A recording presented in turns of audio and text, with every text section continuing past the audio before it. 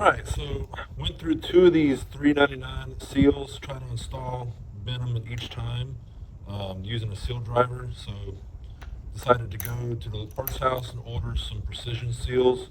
This is the 5872S, and this one is the 472-258. These both cross-reference from the 78 dash, what was it, 5870 or 7058? Can't remember. One of those. Um, the only difference between these two I can see is this one's painted blue. It's open on this end. It's painted blue. This one's got no paint and it's open. So I think I'm gonna use this one with no paint. I think it'll fit much better. You can see it's almost already like, oops, it's not going in already, but it fits much better. I think I'm gonna go with this one. Nice, clean. I think I'm gonna go with this one, and I'll just return this one. But yeah, this is the $4 ones from online. I guess they just got a dust seal on the inside here. I don't know, but I think I'm gonna have better luck with this one. I'm gonna go ahead and try to install it. All right, I got the seal pretty much positioned. Here's my driver here. I think I need to go with a little bit bigger one just to make sure I'm covering the edges here. So actually I'm gonna increase the size of this a little bit. So 1 second. All right, this one fits. It's oversized for it, but I think that'll keep from bending it. So let's go ahead and hammer it in. All right, that sucker went in perfectly. Nice and flush. Let's go ahead and throw it on the transmission and see how it fits on the shaft. All right, so it fit perfectly, no drag or anything. So now we'll go ahead and put some silicone or what do you call that? Right Stuff gasket maker along here. Fit the gasket, put some on here, put it on. I got new 5/16 lock washers, and we'll go ahead and install it. All right, let's go ahead and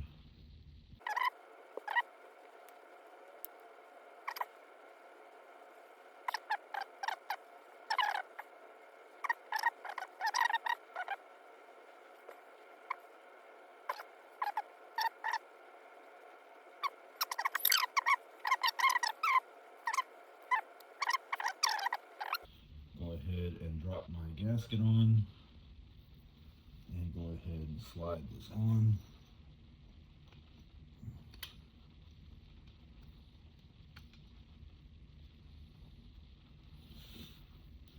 Okay, give me another.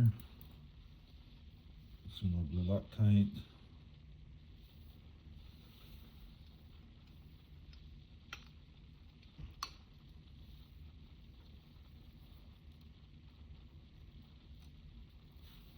Okay, get another.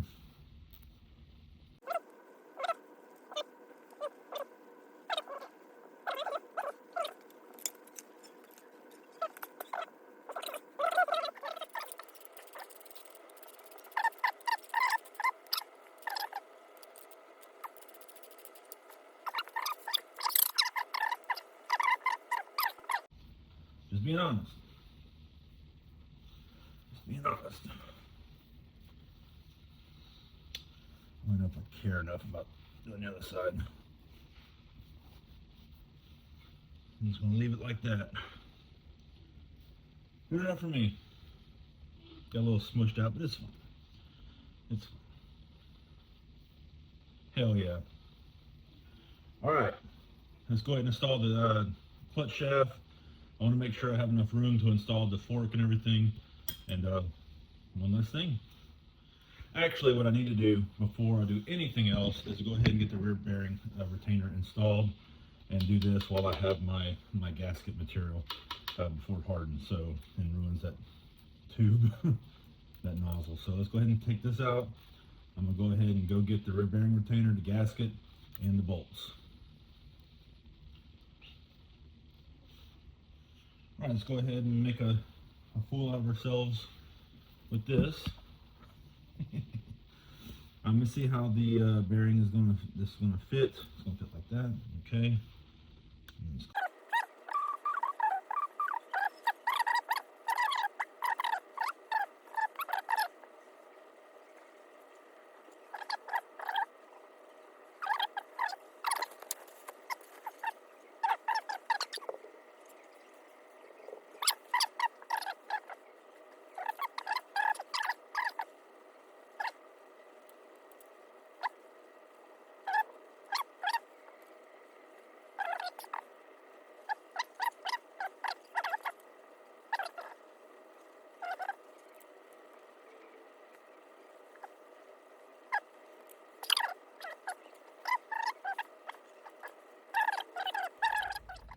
Yeah, I just double checked in the book. There's no torque spec. It's just Titan. So that's what I'm going to do. We are good to go. Check it out. Bam. All right. All right, let's go ahead and seal this up. Oh shit, I'm going to get another pin. God dang it. Man, I'll tell you what. I'm covered in freaking gasket material. You know what I said before? If I had a brain, I'd take it out and play with it.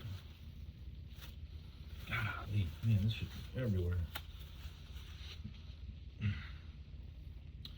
Okay, so Mac Van Pelt said to coat, and this stuff ain't cheap either. This tube is like $20 nowadays. Coat this in gasket maker material. Of course, I probably shouldn't have covered up the damn hole, but I'm an idiot. I tell you what, ain't going well, Hoss. Ain't going well. Okay, cover it in material, shove it in like that, and then we're going to take some more material and we're going to just make a bead over the head of this thing. Oh my god. Alright, hold on. Alright, now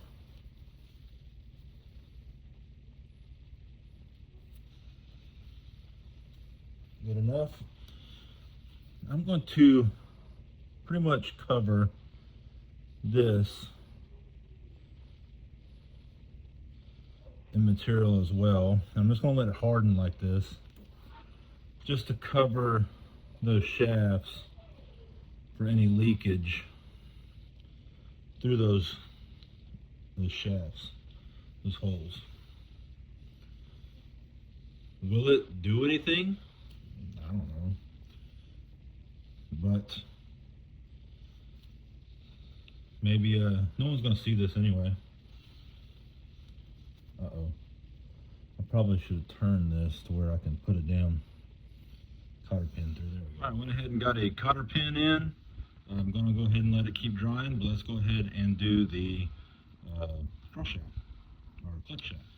All right, so go ahead and I'm going to wipe this off. This is just the clutch shaft here. I'm going to take some grease and just kind of coat the inside of these, kind of pre-lube them.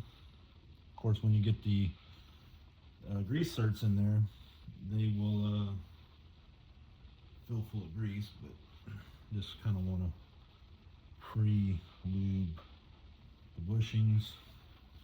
Don't know if this is what you're supposed to do. This is what I'm doing. I figured why not? Everything likes lube. Everybody likes lube, right? Okay. Love me some lube. Alright. Also, I think what I'm going to do is let's go ahead and test fit this. Oh yeah. No, this one fit on there. Boy, I sure am glad I looked at this before I did this. You know what? I wonder. Dun, dun, dun. Let's see if this is going to work. I don't know. I think maybe when I painted it, it kind of... Oh, it's tight.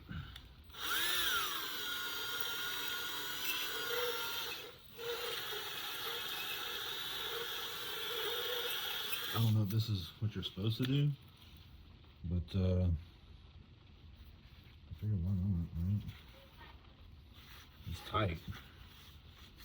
Alright, well I screwed up. I got frustrated trying to install this. This really well with the bushings and everything, but this clutch fork is such a major pain in the ass to get on this shaft, and I've been hammering it, trying to get it to fit, and of course I got it stuck on there. Plus, not only that, I bent it like this.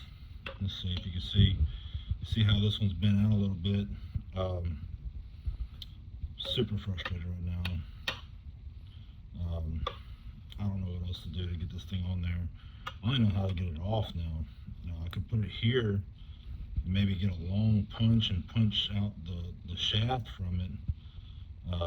I don't know. I don't know what to do. Super frustrated. Trying to get this clutch fork installed on the shaft, and it's so damn tight. I've tried honing it.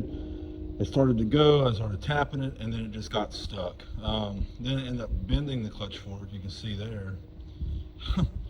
Screw that, man. I have a 36 here. I believe it's the same clutch fork. So I got to drill this out, I guess.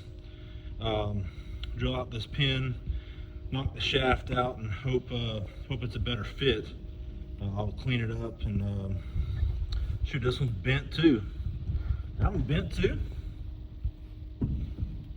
No, it's not bent. Okay. It's not bent like this one is. So, try to get that one off, and I'm going to try to use this one. And I also got an inspection cover I can use, which is nice. I forgot about that. I didn't have one. So that works out. Alright, so I got the shift tower I got from WAC. It's got the modified clutch fork for this transmission. Just got it set on top here. I don't even have the bolts really tight. You just got them sitting there. This whole top, I believe, has been rebuilt. Even got a little baby swan bent from Monterey. So let's see how this is going to work. So this is neutral. Let's make sure everything works right. Neutral, reverse. Yep, reverse is working. See, that's neutral. Right? Neutral. Okay, it's hard to do when this is moving on the counter. First. Yep. Okay, make sure I'm in neutral. Neutral, let's verify, yes. Second gear. Yes. Okay, back to neutral. Make sure. Yep. Okay. And third gear. That is third gear. And then we'll just go back. Oh shit. Why is it? Do I need to turn it some more? Oh yeah, okay. And there it is. Back to neutral. Cool deal. Man, I can't wait to get this thing on. I'm just gonna have to get this situation figured out. I'll include a little tidbit about this. This, my clutch fork I had, the new one, would not fit this shaft. I honed it, I beat it in to the point where I bent the clutch fork. So luckily I have a 36 transmission I got from Ryan. I'm going to pull the shaft out of it and then reuse that clutch fork. Hopefully it goes on this shaft much better. Once I do that, it'll be pretty much ready to go. I got a new U-joint for the rear here. I got to pull this back off and seal it up, but I'm not going to do that because I still got to get it in the vehicle. I might just pull the top off and the arm, but yeah, we'll see what we get. We'll see what we do.